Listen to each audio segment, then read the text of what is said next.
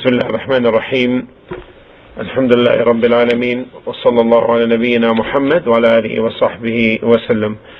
We continue the explanation of Umdat Al-Ahkaam, the reference on the rulings, and we reach the new chapter on Al-Hayd, on menses.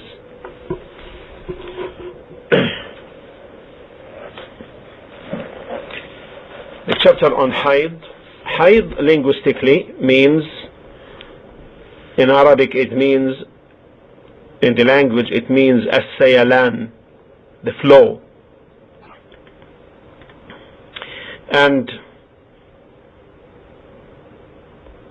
in the shara, in the legal aspect of the meaning, it refers to the flow of natural blood which is disposed by the womb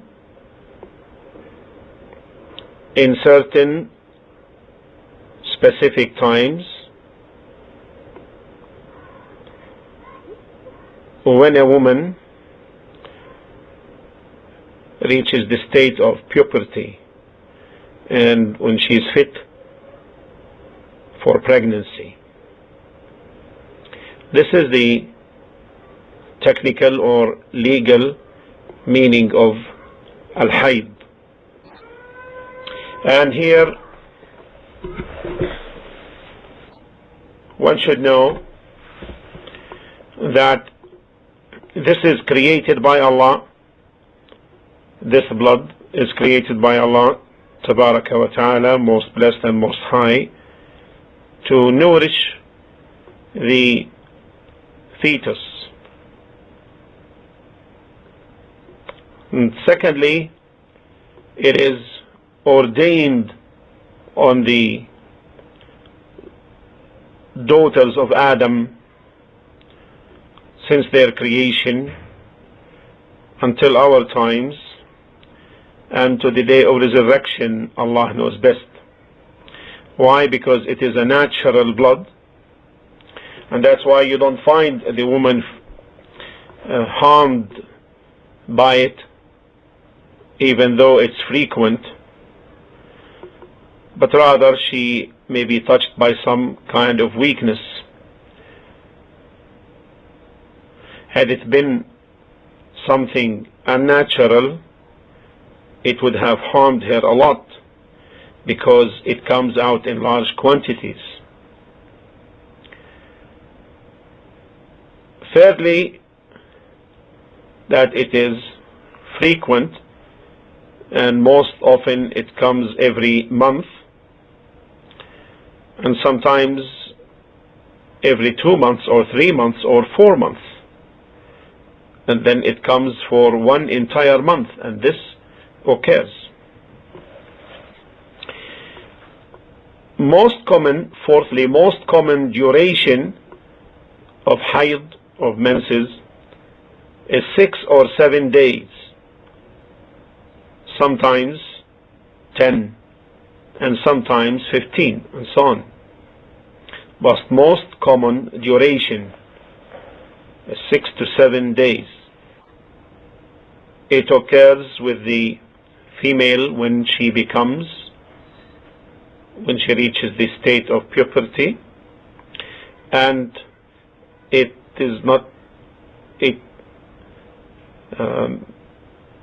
doesn't occur at an earlier age except very rarely, and it has certain characteristics. From that is, first, it is dark,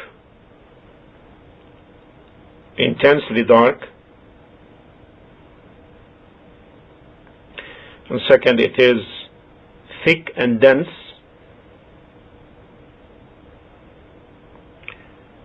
and thirdly, it has an unpleasant smell, and that's why in the hadith it is mentioned, Inna dam al-hayd aswadu yu'raf, the blood of Hayd is aswad, black, dark, known. some of the contemporary physicians mentioned that the haid blood does not coagulate, and if it does, it goes very slowly, in contrast to the regular blood where it coagulates quickly. And that this is because it coagulates before it comes out. It coagulates in the womb first, before it comes out. Now, is there a specific age for menstruating? Two opinions. First, that it has a beginning and an end, and that it begins when the female reaches 10 years of age, and whatever occurs before this age is not considered as menses, and that it ends if she completes 50 years of age, and whatever occurs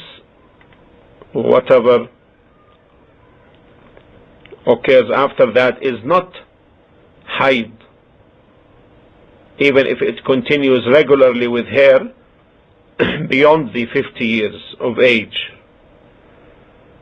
and even if it carries the same characteristics as the haid blood. The second opinion, and this is the correct opinion, that there is no specific age of duration or an age for menstruating, because Allah subhanahu wa ta'ala stated in Surah Al-Baqarah chapter 2 verse 222, وَيَسْأَلُونَكَ عَنِ الْمَحِيضِ قُلْ هُوَ أَذًى, and they ask you concerning menstruation, say it is adha, a harmful thing for both husband and wife to have sexual intercourse during menses. And here Allah generalized. They ask you about concerning menstruation, say that is adha, harmful. Also in the Sunnah came with the generalization. And anything that is generalized in the book and or in the Sunnah, then it requires a specific evidence to limit it. And there are examples to this as well. Travel, for example, there is no specific limitation on it, or there is no specific distance. Next, does menstruation have a specific duration time-wise? Two opinions. First opinion, yes, it has, the least being 1 day and 1 night, and the most being 15 days. The second opinion, and this is the correct opinion, is that it has no duration, time, limiting it to a certain time, meaning specific duration of time in terms of the length of time of the period. So the correct opinion that the haid is a known blood. Whenever it it's present, then its rulings are affirmed, and when it's absent, its rulings are lifted, not affirmed. However, if it persists beyond 15 days, which is the utmost duration in accordance with the earlier opinion, then we may say that whatever exceeds the 50 days, then it is istihada, which is the persistent bleeding beyond the haid duration, unless we know that the increase beyond 15 days was due to delay in the menses. Then in this case we say that the duration, all of it, is haid in this case. And we will talk shortly about the difference between haid and istihada, the persistent bleeding and the regular menstruation. 10th matter, or the next matter, is to mention that haid is not limited to the daughters of Adam. There are other creatures also who go into menses.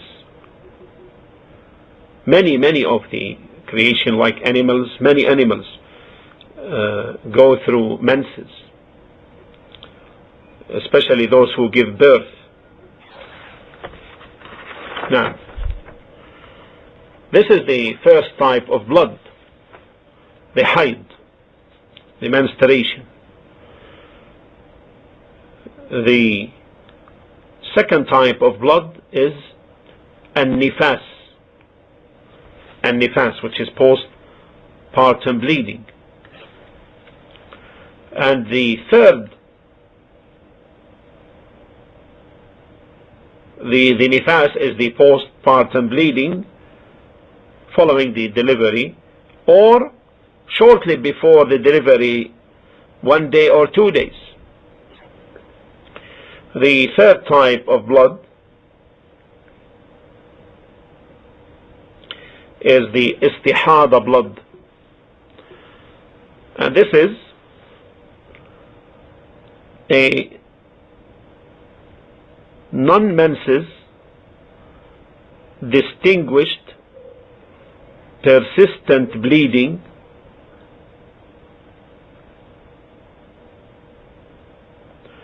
all or most of the days beyond what is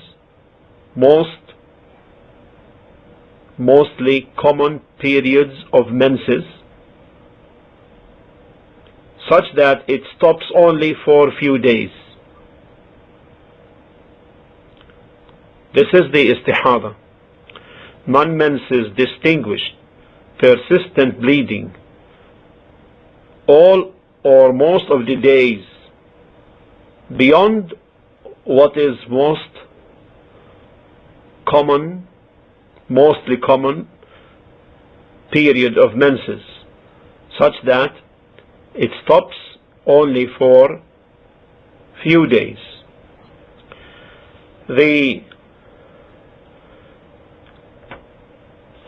Some scholars considered the blood, the vessel blood, as a fourth type, and they said that this is not considered to be haid, and they gave an example as the blood of the pregnant woman. They said this is a vessel blood because in general the pregnant woman does not menstruate. And they also considered that the blood which comes from the woman before the age of 9 and after 50, and it is not like the haid blood. They classified this as a fourth type. They called it vessel blood. However, the correct opinion is that this vessel blood, if it carries the characteristics of haid blood, that of menses, then it is menses. And if it doesn't, then it is istihada. Then it is istihada type. So there is no need for this fourth classification. Also, they considered a fifth classification, which they called it al-mashkuku fi, doubted blood. And they said that this type refers to that which exceeds the least of the duration of menses, which is 1 day and 1 night,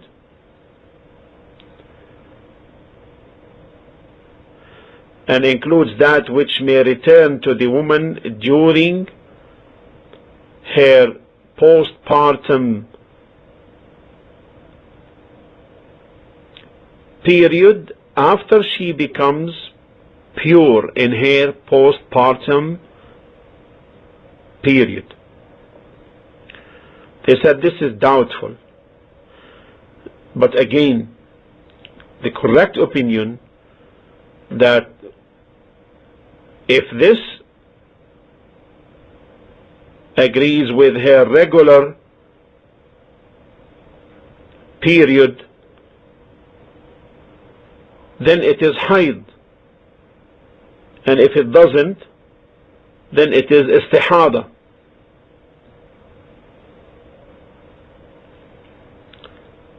So therefore, it boils down that we have only 3 types of blood: haid,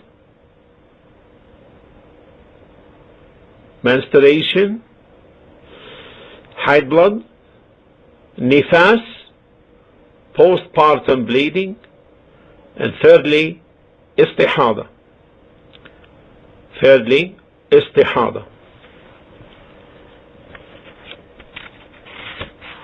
Which is the persistent bleeding. Right. Next matter, we should know that haid blood or haid prevents the woman from certain things and obligates upon her certain things. The haid prevents the woman from certain things, and yet it obligates upon her other things. First, the things that the haid prevents woman from doing. The haid, or the things that the haid prevents, yes, the woman from doing. First, it prevents the woman from doing ritual purification during haid. So if she takes a bath, a ritual bath, before her period is over, then this is not considered as a purification. Secondly, it prevents the wudu, for her making wudu. Thirdly,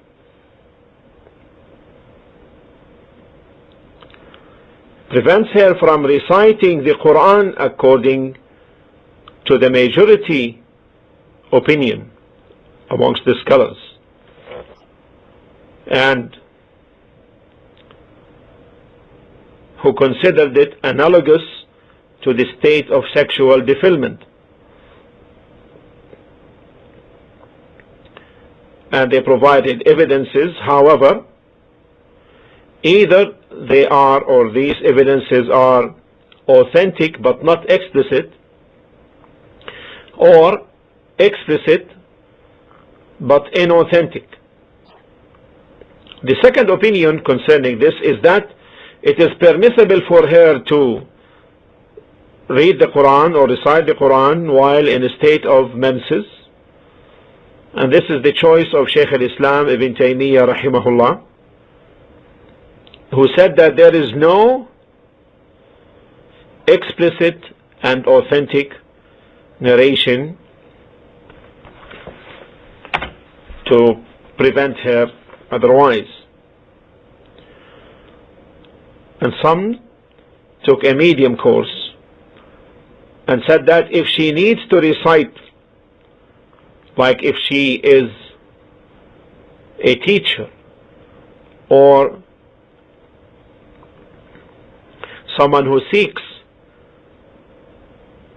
knowledge, or a student, or someone who knows the Quran by heart and wants to review her memorization, or she has her regular remembrances during the day, then there is no harm upon her in doing so. And this latter opinion is the precautionary opinion. So if she needs that, she may do. And this is the opinion of our Shaykh Muhammad bin Salih al-Uthaymeen rahimahullah ta'ala.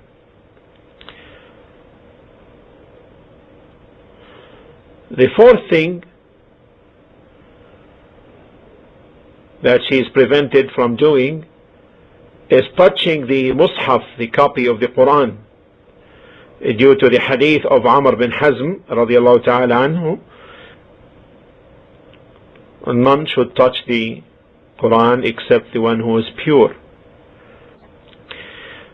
Fifthly, haid, menses, prevents from tawaf, circulating the Kaaba. Is this due to tahara, purity being a condition for tawaf, or is it due to being present in the masjid? The answer is the latter one. It's due for being present in the masjid, because the Prophet ﷺ said to Aisha radiallahu ta'ala anha, when she had her menses, "If'ali ma yaf'al al-hajj," do all that which the Hajj, the pilgrim, does, "illa an tatufi bil bayt," except that you shouldn't make tawaf around the house. Sixthly, the menstruating woman is prevented from making salah due to the hadith, isn't it, that if she menstruates, does not pray nor fast? And this hadith will come in this chapter later inshallah for discussion. Seventh, the menstruating woman is prevented from fasting due to the aforementioned hadith. However, she makes up the fasting, but she does not make up the salah, and the wisdom is to ease on her from hardship, the hardship of making up the salah. Eighthly, the woman is legally prevented from making i'tikaf, worshipping Allah by having the ritual seclusion in the masjid, because she is prevented from staying in the masjid. Ninthly, staying in the masjid. Ninthly, staying in the masjid. Due to the hadith which we mentioned earlier about the tawaf, hadith of Aisha, except that you shouldn't make tawaf in the house or around the house, the Kaaba, until you are pure.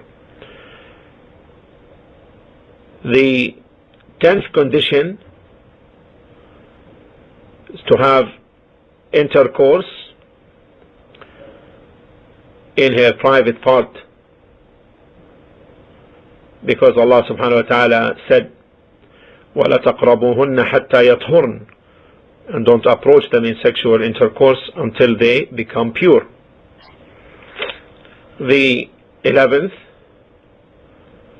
matter is divorcing a woman in a state of menses, because this will be to other than her waiting period, because also this is an innovation. She will not have a period in this case. The regular estimation and the correct estimation for her period, for her waiting period, so that we don't mix the period with the waiting period. Now, and it is an innovation. And also 12, if she menstruates, this will prevent her from calculating her waiting period by months, taking by the months as the waiting period. Allah subhanahu wa ta'ala stated in Surah Al-Talaq, chapter 65, verse 4, واللائي يئسن من المحيض من نسائكم إن ارتبتم فعدتهن 3 أشهر واللائي لم يحضن. And those of your women as have passed the age of monthly courses, for them the iddah prescribed period, if you have doubts, is 3 months. And for those who have no courses, their waiting period is 3 months likewise, except in the case of death. And also Allah subhanahu wa ta'ala stated with respect to the one whose waiting period is based upon the menstruations, وَالْمُطَلَّقَاتُ يَتَرَبَّصْنَ بِأَنفُسِهِنَّ 3 قُرُوء, and to the divorced woman they should have their waiting period of 3 quru, 3 menstrual periods. 13.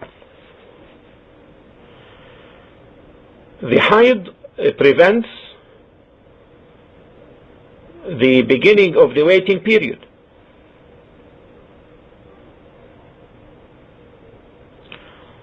So in this case she needs to become pure, then begins her iddah, her waiting period, after that with the menses that follows. With the menses that follows. These are the matters which prevent the woman from these are the matters which the haid prevents the woman from doing. Now, the matters which haid obligates upon her to do. First, obligation, if she menstruates, the obligation that her waiting period will be according to her menses.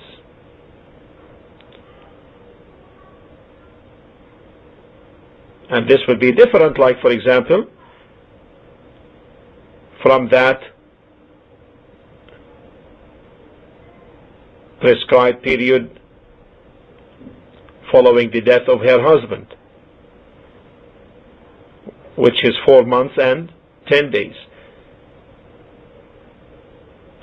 So therefore here, if she is divorced, then she will be obligated to have her waiting period based upon haid. Secondly, haid necessitates taking a bath, as will come in the hadith, in this chapter, the first hadith. Because the Prophet ﷺ said to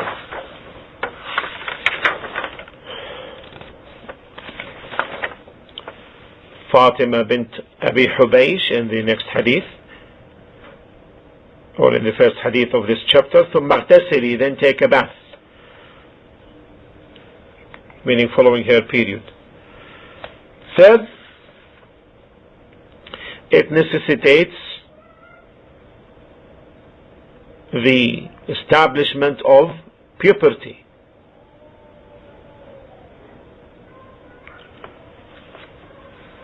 So if she becomes pregnant, then this is a sign for her puberty, and this is not possible except when there is menses. Fourth, haid necessitates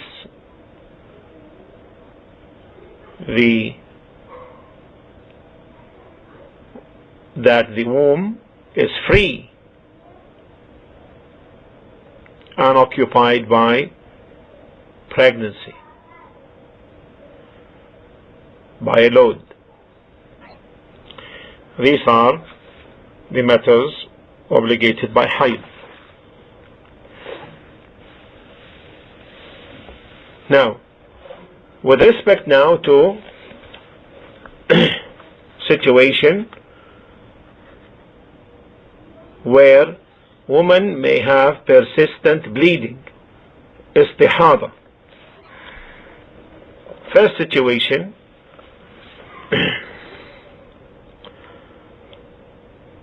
istihada occurring to a woman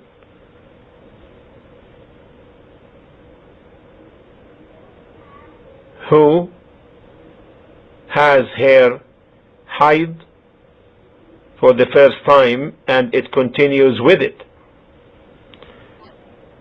Here in this case, the woman, if she has a distinction, meaning if the blood is of the type that can be distinguished, so what is distinguished as haid blood, then it is haid.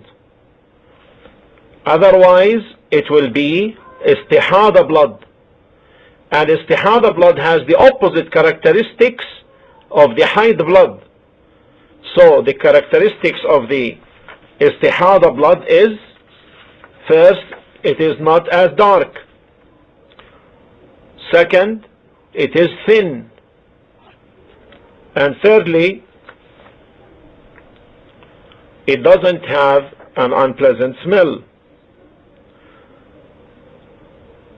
So therefore, if she has a distinction, then she follows by the distinction, and she will find out the haid time and distinguish that from the istihada time.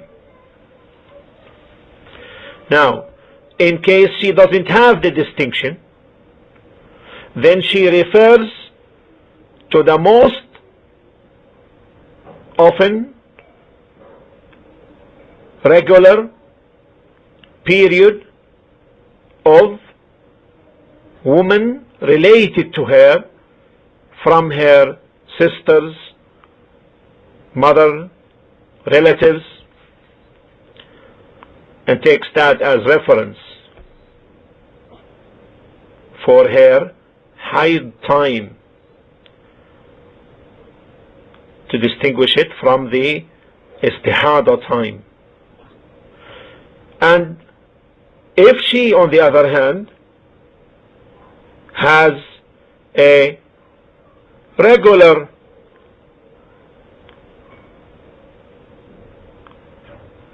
period,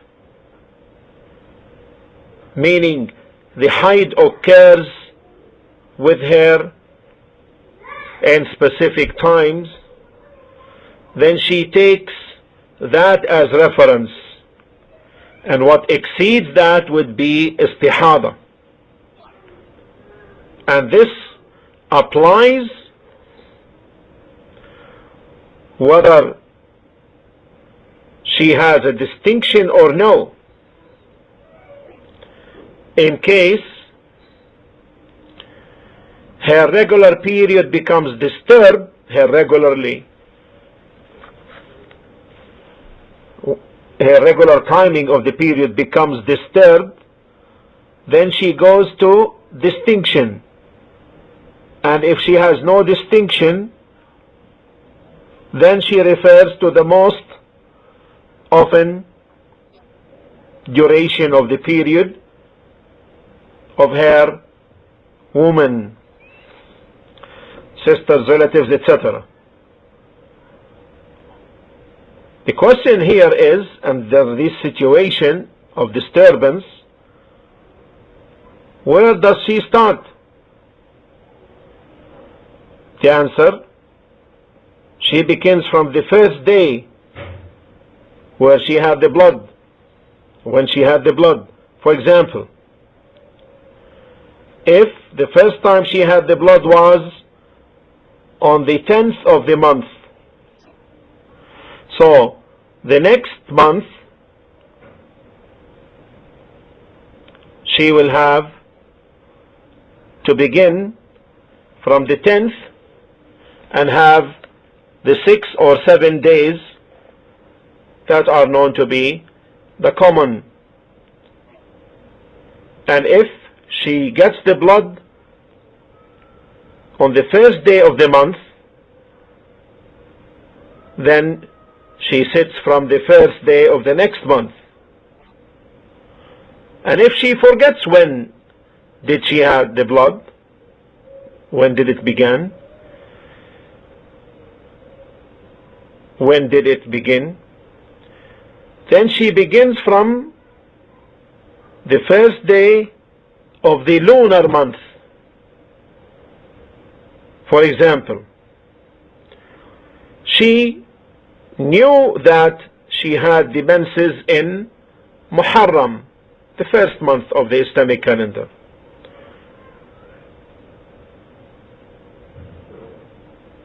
And then she had her istihada from the time she had her haid, and she has no distinction and no regular timing. And she says, I don't know, I don't remember. Did the blood come in the beginning of the month or the middle of the month or the latter part of the month? Here we make it from the beginning of the month, of the lunar month, from way of precaution. Now, the woman in istihada who has a known regular timing of her period, then when these regular days are finished, then she must take a bath. Then she makes wudu for each salah. And the one who doesn't have this regular days, or she has no distinction, then either she takes the bath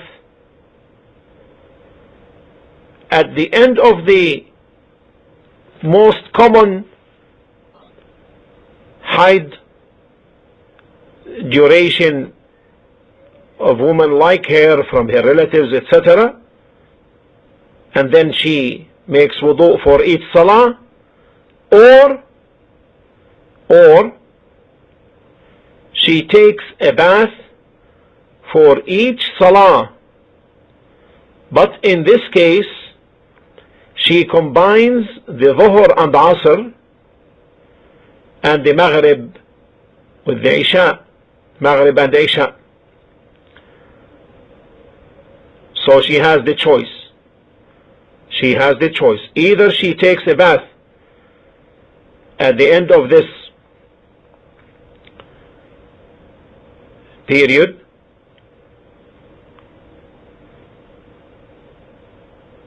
determined by the most common period time of her relative woman, or most of women like her. So for example, if that is 6 or 7 days, then after the 7th day, for example, then she takes the ghusl, and following these days she will make wudu for each salah, or she makes ghusl for each salah. However, in this case, if she chooses this alternative, then she combines between Dhuhr and Asr and Maghrib and Isha, because this is what the Prophet ﷺ gave the choice to Hamna bin Jahsh, the sister of Fatima bin Jahsh. May Allah be pleased with both of them. So with respect to a woman who has a regular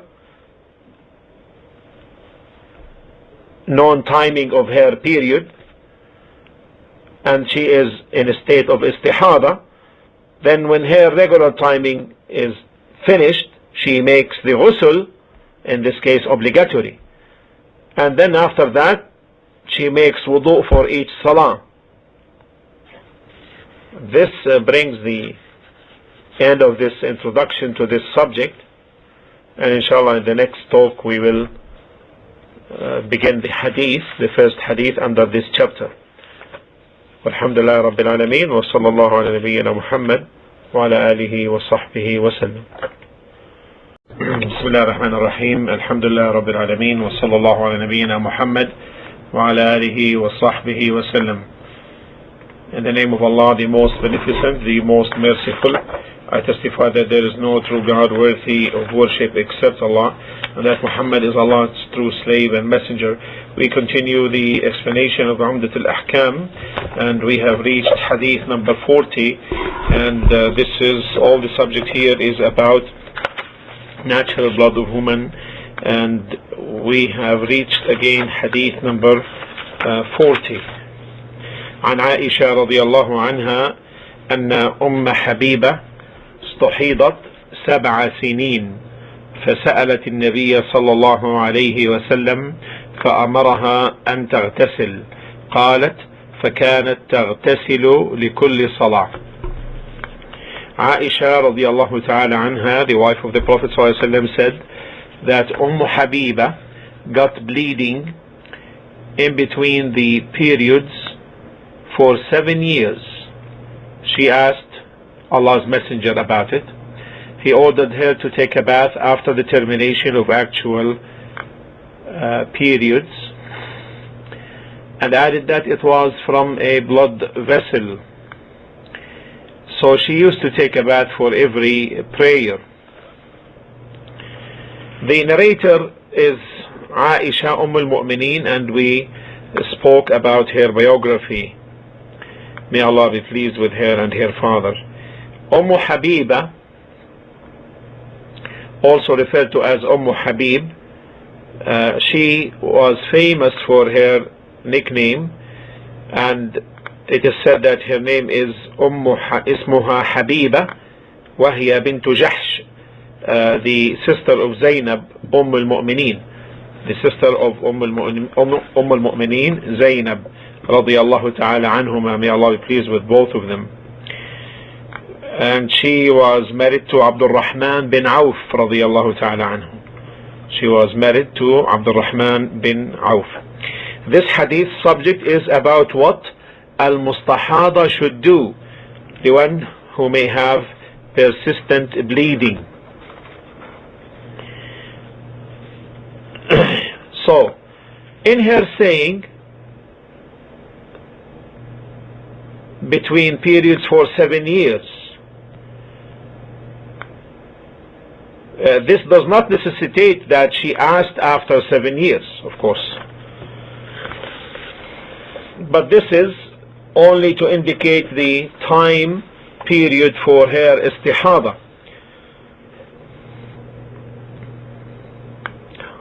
How often she had istihada. Because it's remote that she kept all these years without asking the Prophet ﷺ as what to do. And the Prophet ﷺ in this hadith ordered her to take a bath, meaning a bath after the termination of her usual period, her actual period, as explained in the narration by Muslim, for each salah, for every salah, meaning for every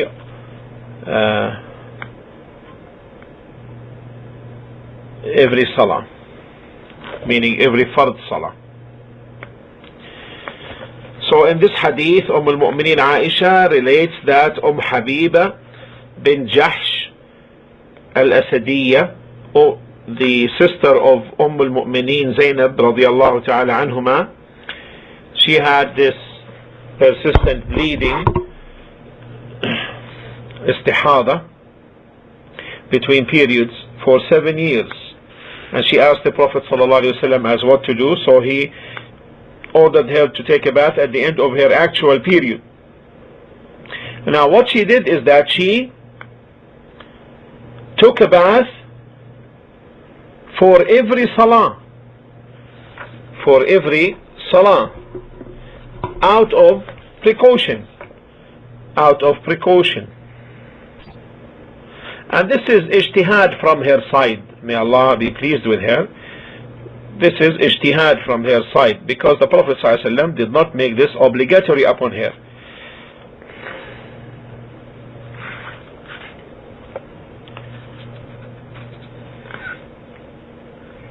And in the narration of Muslim, in the same hadith, but in the narration of Muslim, he told her, stay as long as your actual period persists, then take a bath after that. This indicates that she had a regular period known, but she had this extra bleeding of istihada.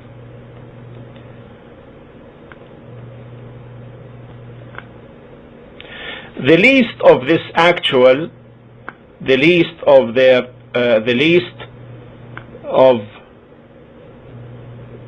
actual periods is 6 days or 7 or more. And in this hadith, therefore, if the actual hayd or menses is completed,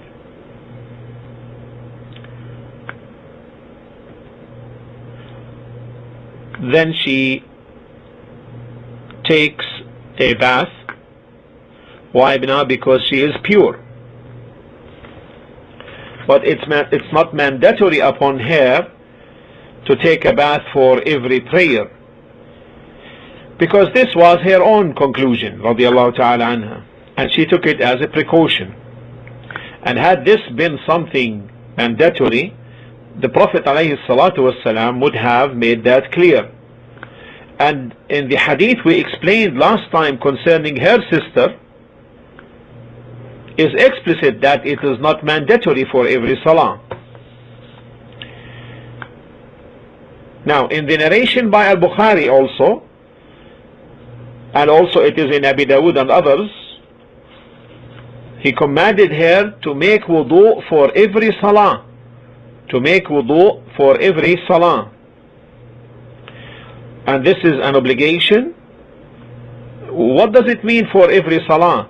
Meaning for the time for each prescribed time of each salah.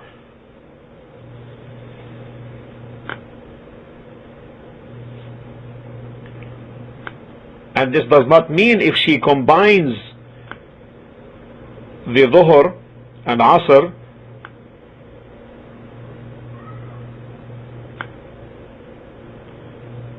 then she will make wudu for dhuhr, then make wudu for asr. No, what is intended here, she makes wudu upon the commencement of timing for the salah. So if she makes wudu, can she pray the fard and nawafil or the fard alone? The correct opinion is that she prays the fard and nawafil. But if the time ends and another time for another salah begins, then she makes wudu for the next one. And if there is no next one, she does not have to make wudu unless she wants to make optional prayer. Example, take Salat al-Fajr. If she made wudu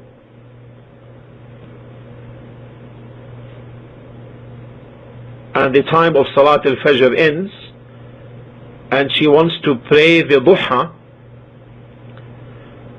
then we tell her to make wudu for duha. Similarly, with respect to the Isha.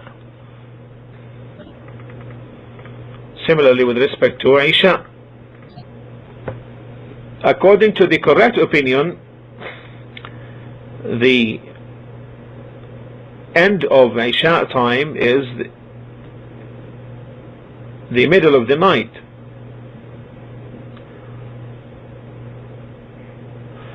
So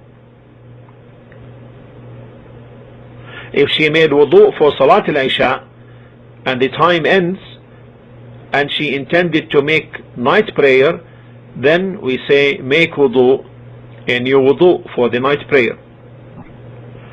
The scholars of Islam also resembled the cases of those who may have continuous ritual impurity to that of istihada. Like for the one who could not hold his urine or could not hold passing wind, they said that they should not make the wudu for the salah except after the commencement of its time. However,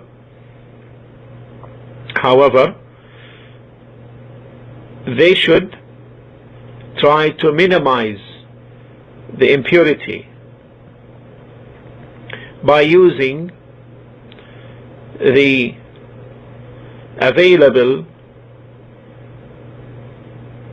pads, and this applies to both men and women to the best of each one's ability. Now, we need to summarize therefore now the rulings with respect to the mustahada, the one with the persistent bleeding. First, the correct opinion is that the one who has regular menses and she also has the istihada, she refers to her actual time for the menses and builds up on that.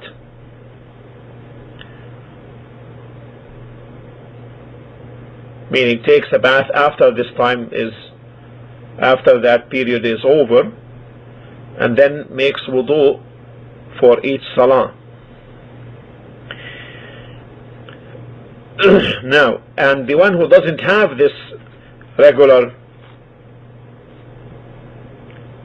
state, or she may had forgotten that, then she refers to the distinction which we talked about. If she has a distinction between the her blood of menses is distinct from that of istihada, and the one who may have not this, the one who doesn't have this distinction, then she takes a reference, the normal time period for most that exists with most women, and take that as the reference. Now, when should she make the wudu? If this is for a prescribed, if this is for a salah that has prescribed time, then after the commencement of its time.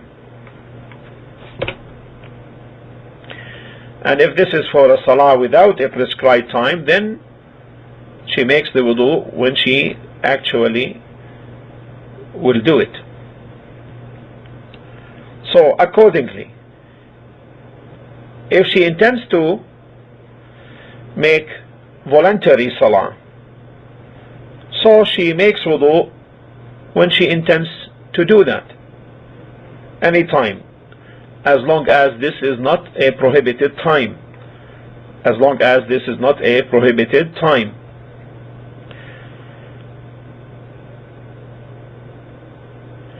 However, if she intends to pray salah like the duha, or the regular salah, the regular sunnah of dhuhr, or the regular sunnah of fajr, then after the commencement of time for each one of them. Now, after the end of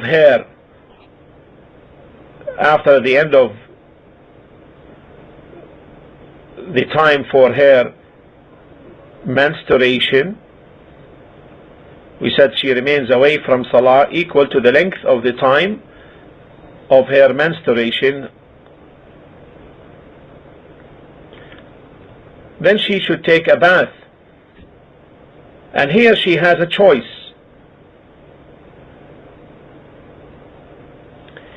She has a choice.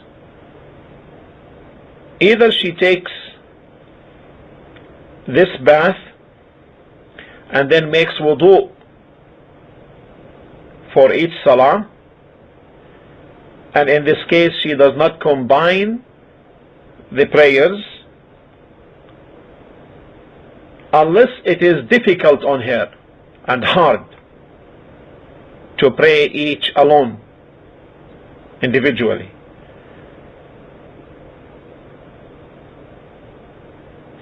Or if she doesn't take by this choice, she may take a bath for each salah, and in this case she combines the dhuhr with asr. She combines the dhuhr and asr and maghrib and isha.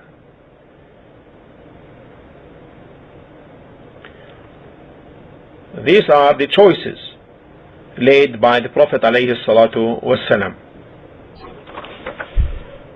Now we go to the next hadith, hadith 41.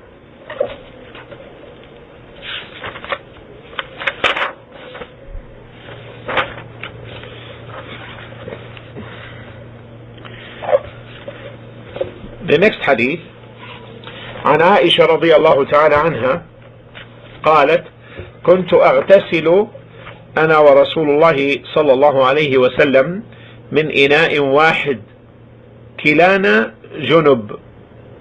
عائشة رضي الله تعالى عنها said,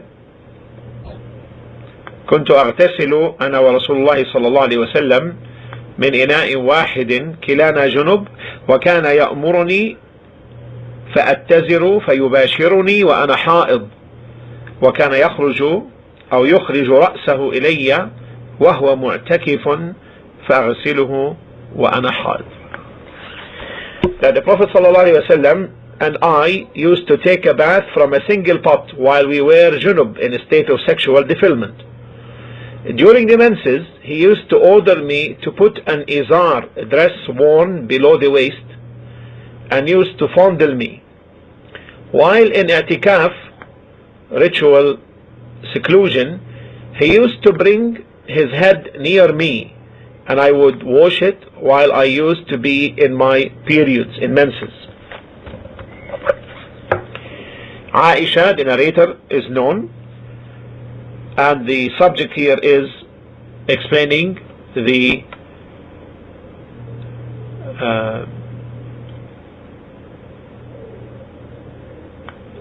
mubashara, enjoyment in fondling, but without actual sexual intercourse. So Aisha here is narrating the manner in which the Prophet ﷺ dealt with her, his interaction with her and hers with him, the best of relations, because of the closeness and love between them, and that she mentioned that both used to take a bath from a single pot when they were in a state of sexual defilement, and that he did not stay away from her while being in her menses, but rather he used to have some sexual relations with her to affirm the love, and during that he used to command her to put on a dress below the waist, izar, so that he doesn't see from her that which may repulse him or may turn him off naturally. And that he used to fondle her in this state, and that when he used to have his i'tikaf, the ritual seclusion for worship in the masjid, he would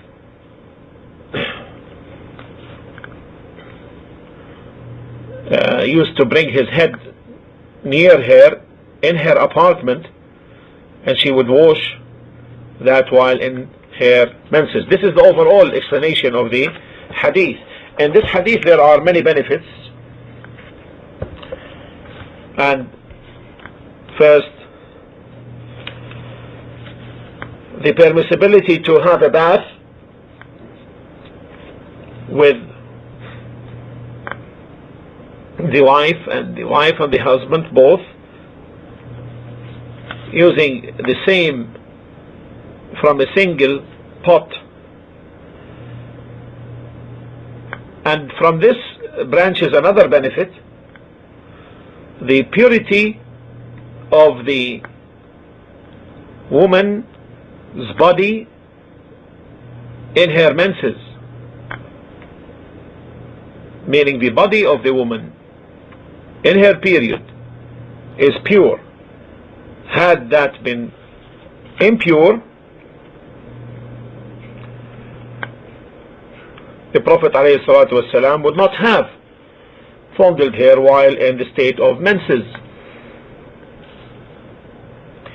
The second benefit, the permissibility to have sexual relations with the menstruating woman,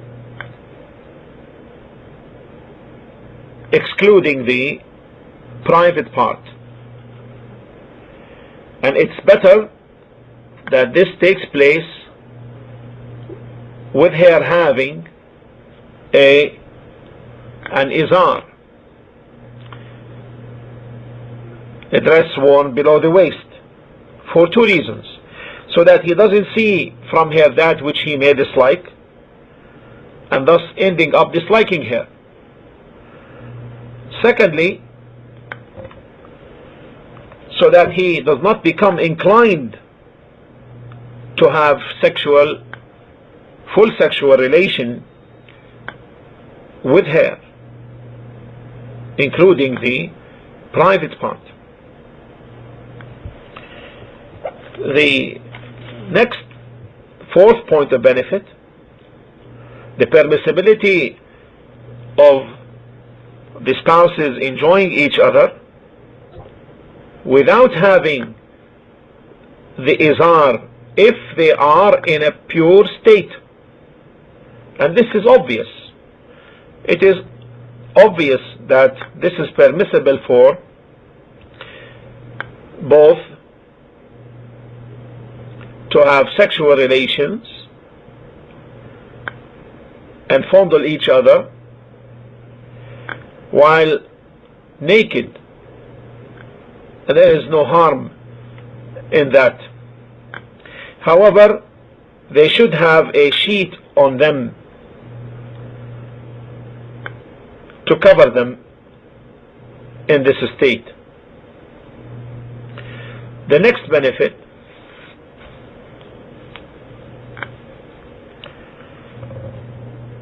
the openness of the woman, the companion woman, Nisa al-Sahaba, the woman of the companions, in stating explicit things about matters like these involving very private relations, which normally people will be shy of. Why? Because there is a benefit. So this is therefore the point of benefit here, that this is allowed to explicitly mention these things if there is a benefit in that. If there is a benefit in that. Also, this hadith involves some benefits relating to the i'tikaf, to the ritual seclusion in the masjid. First benefit regarding this is the permissibility to wash one's head in a state of i'tikaf, and to clean it and to comb it. Bringing one's head or part of one's body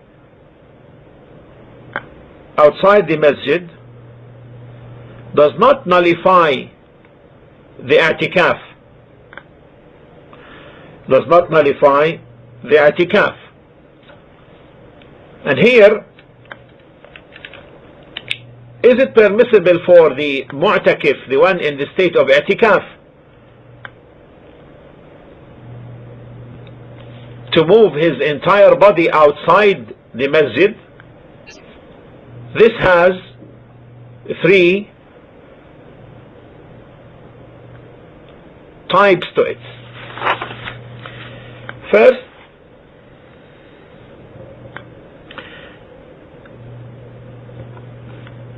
if it is to be done for something that is a must,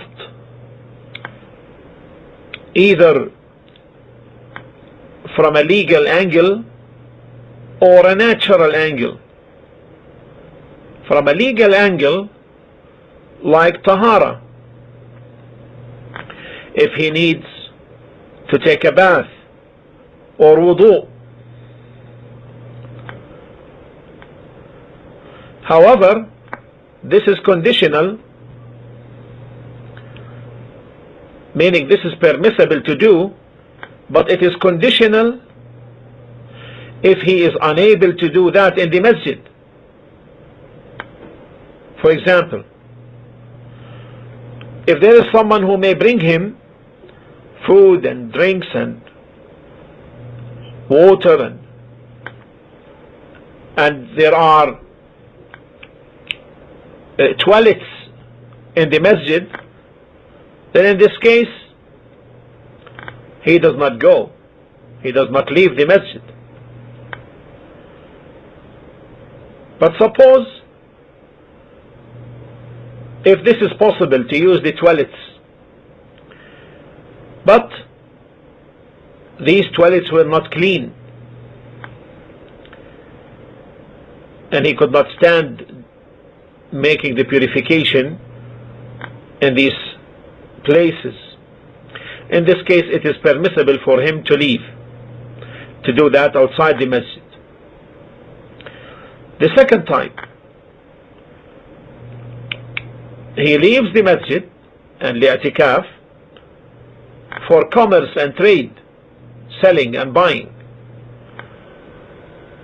This is forbidden and it nullifies the i'tikaf.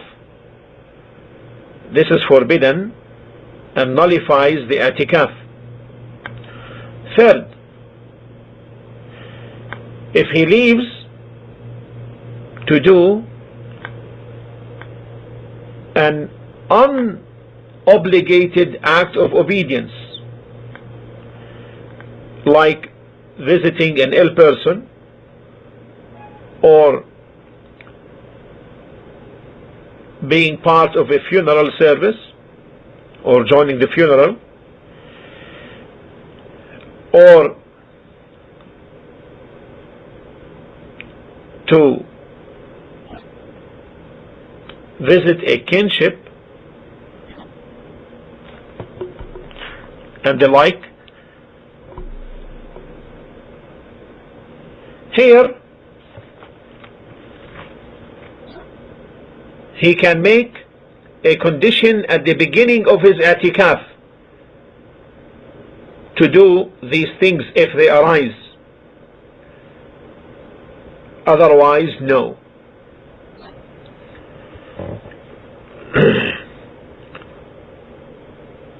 The actions of the person in i'tikaf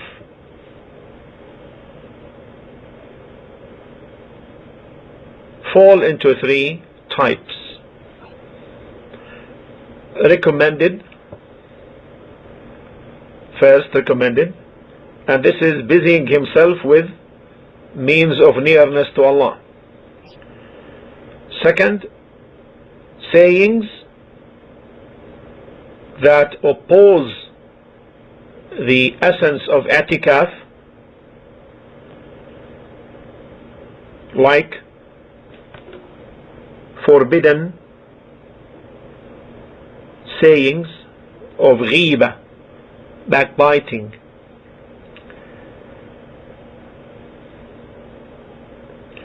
and mischief, and forbidden physical acts like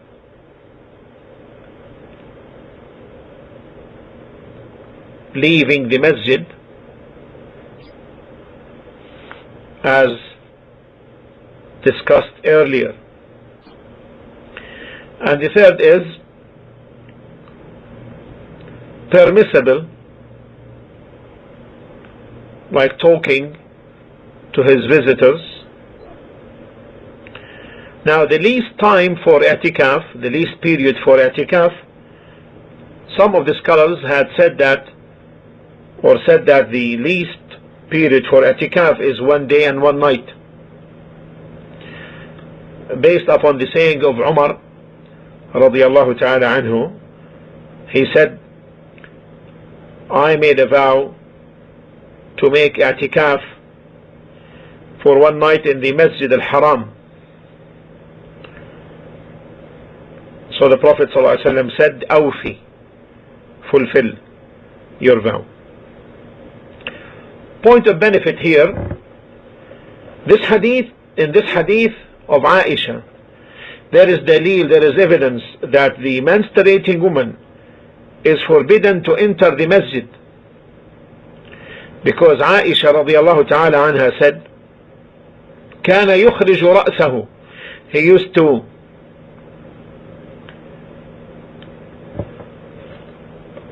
bring forward his head out near me, and she was in her apartment. Otherwise, she would have gone to him in the masjid. Otherwise, she would have gone to him in the masjid. And therefore the evidence is obvious. This brings the end of this hadith and its benefit. We move to the next hadith. Hadith number 42. Aisha radiallahu ta'ala anha said, كان النبي صلى الله عليه وسلم يتكئ في حجري, or it also could be said حجري, فيقرأ القرآن وأنا حائض. The Prophet صلى الله عليه وسلم used to lean on my lap and recite Quran while I was in menses.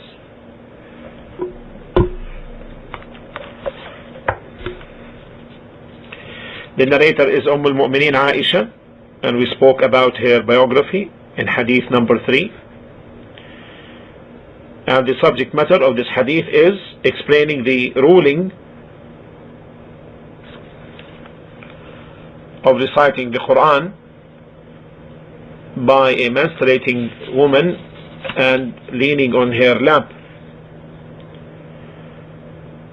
The overall explanation, al-Mu'mineen Aisha radiallahu ta'ala anha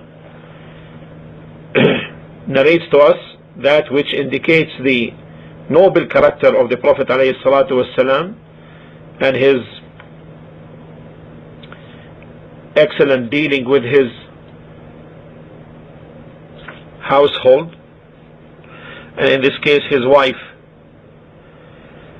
leaning on her lap while in a state of menses and reciting the Quran. And so she will benefit from his recitation, reward and knowledge, and she will benefit from his leaning on her lap, stronger love and affection.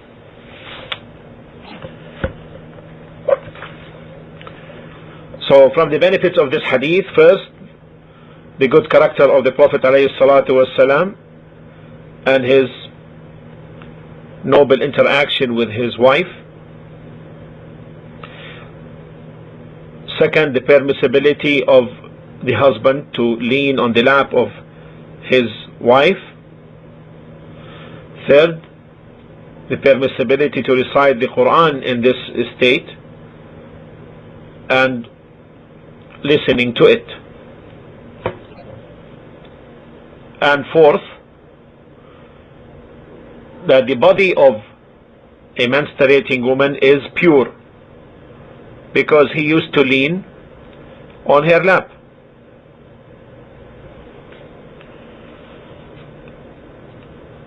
We have spoken about menses,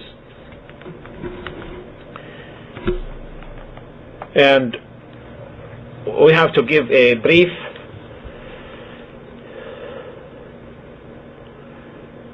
discussion on an-nifas, postnatal bleeding. This is defined as the blood which comes out after giving birth or before that, a day or two before that, accompanied by contraction.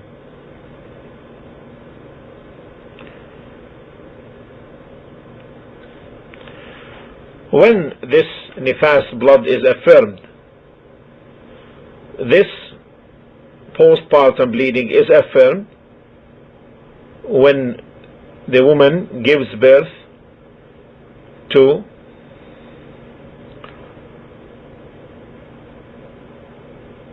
a being in which there is a human form,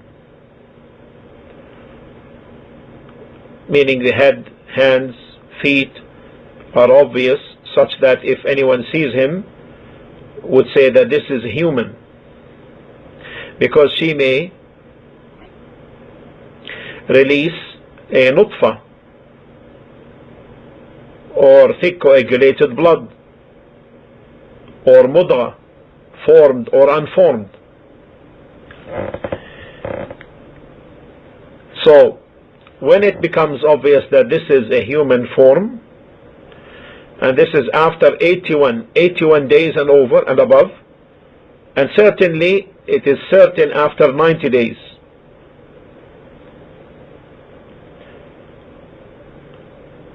that which may be less than 81 days, it is impossible to differentiate the human creation in it, while that which is above 90, it is certain, and between 81 and 90 is possible.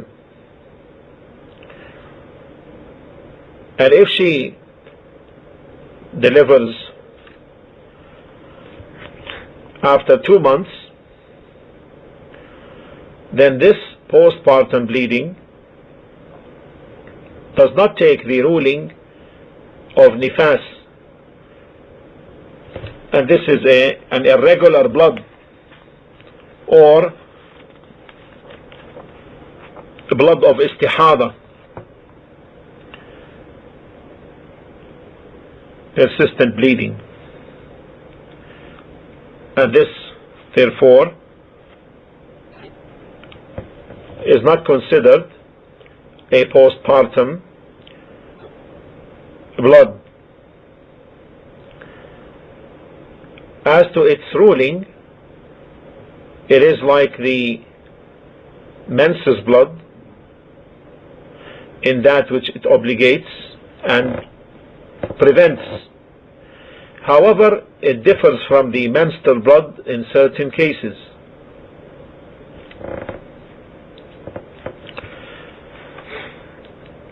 Or it differs in the following matters. It is not to be taken as an indication of puberty. Rather, puberty occurred by menses preceding the pregnancy. Second, its period is not considered in case of ila. And what is ila? If the husband takes an oath not to have sexual intercourse with his wife, then, as Allah subhanahu wa ta'ala stated in Surah Al-Baqarah, للذين in 226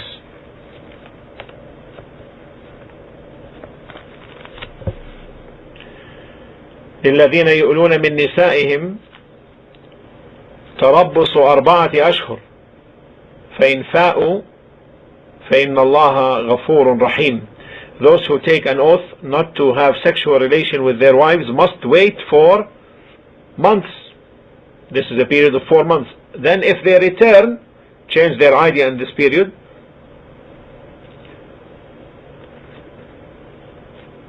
verily Allah subhanahu wa ta'ala is oft forgiving, most merciful. So if they return, then alhamdulillah. And if they don't, then he is to be commanded and ordered by the judge to return to the relationship or to have divorce. So therefore the bleeding period here is not considered, as it has no relationship to this 4 months period. The third thing is, if the woman during the postpartum period, which is 40 days with most women, if she becomes pure before the 40 days, like when she is, for example, 30 days. Then according to one opinion, it is disliked to have intercourse with her, unlike the case of menses. When she becomes pure, then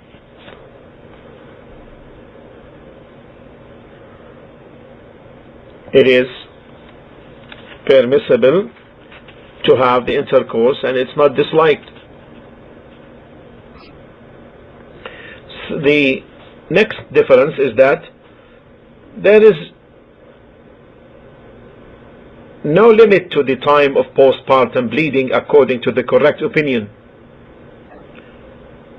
Maybe day, 2 days, 50. However, as we discussed earlier, the menses, according to one opinion, the least for its duration is 1 day and 1 night. The next difference is the permissibility to divorce a woman in her postpartum bleeding, but not in her menses. And it does not go into the actual calculation of the iddah, of the waiting period,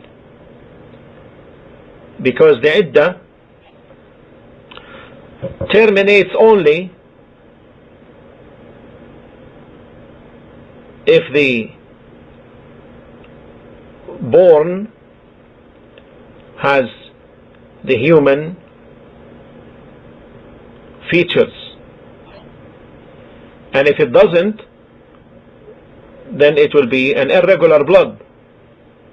In this case, the reference for the iddah will be the menses. Point of benefit concerning the woman, the iddah of the woman whose husband dies.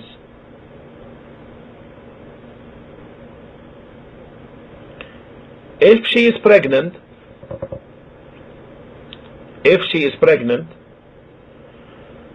then her iddah is the delivery of her load.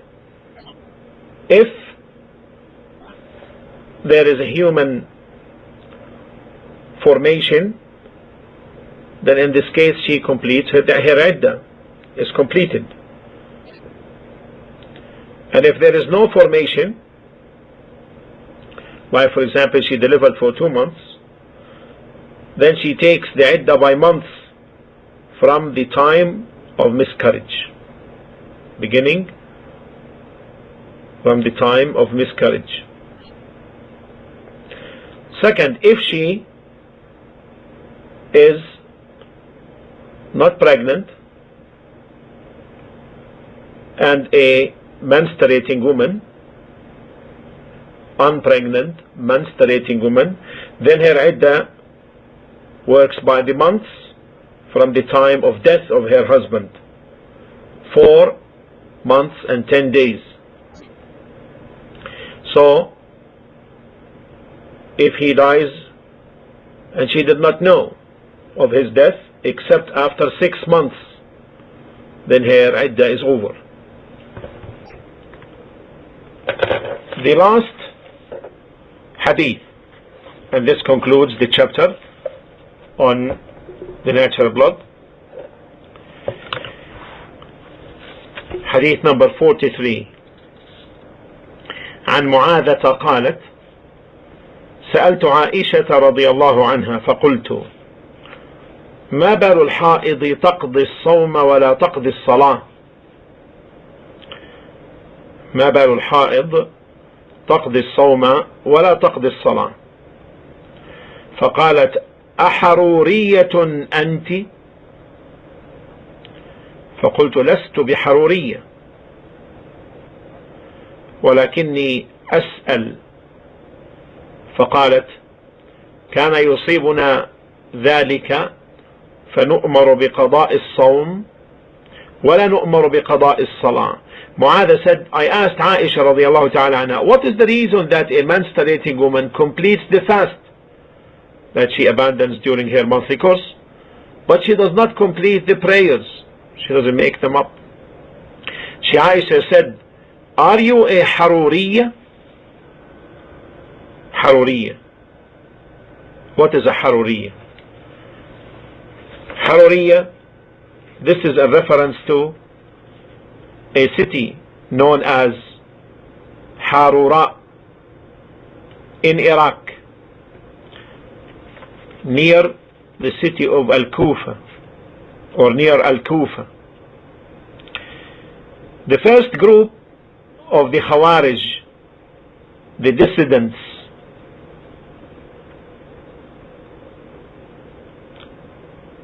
the first group came to this town, Harura, those who rebelled against Ali bin Abi Talib.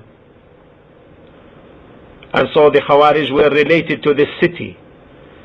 So they are sometimes called Haruriya. And from their excessiveness in deen and their wrong opinion that the menstruating woman must make up the salah as she does with the fasting. And that's why Aisha said to her, Aharuriyatun anti? Allahu Akbar. Al-Mu'mineen Aisha telling her, Aharuriya anti? Are you a Haruriya? Like, are you someone who takes by the views of these Khawarij?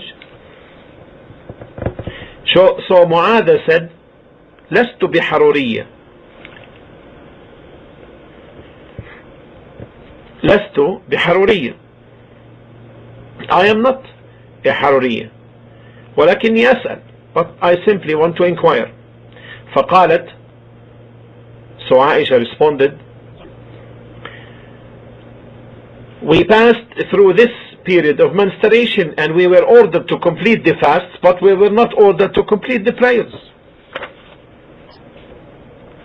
So she answered her by that which is very convincing to every believer, that this is what is necessitated by the Sunnah,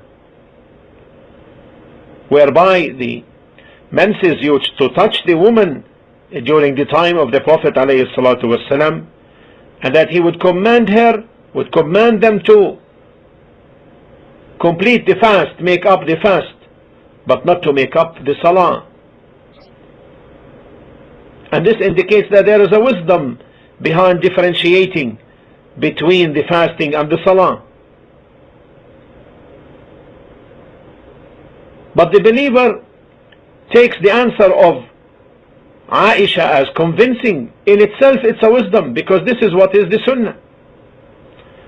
Nevertheless, the people of knowledge had said that from the wisdom is that the menstruating woman makes up the fast and does not make up the salah, because the salah is repeated each day, while the menses repeats every month, most often every month. So obligating her to make up the salah is a hardship. Similarly, after the menses, she is going to begin the regular prayers,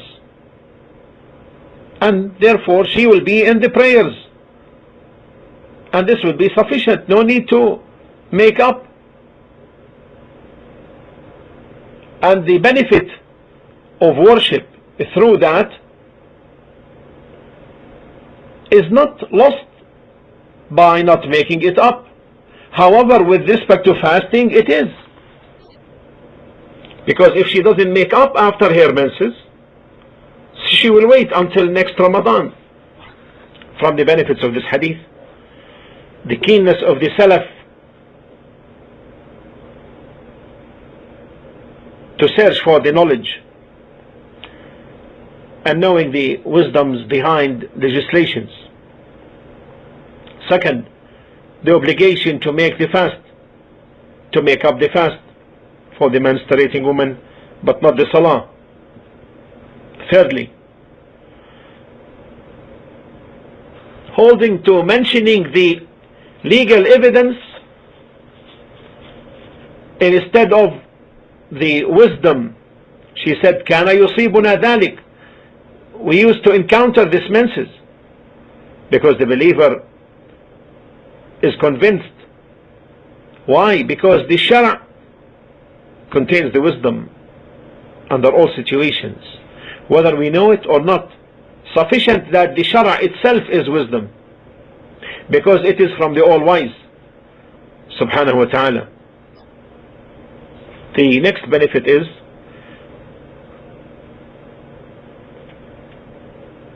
not ordering something despite the existence of what necessitates it is evidence that it is not obligated. Why? Because she said, we were commanded to make up the fasting but not the salah. Just like also whatever existed at the time of the Prophet ﷺ and he did not do, then this is an evidence for it not being mashru', permissible. Next benefit.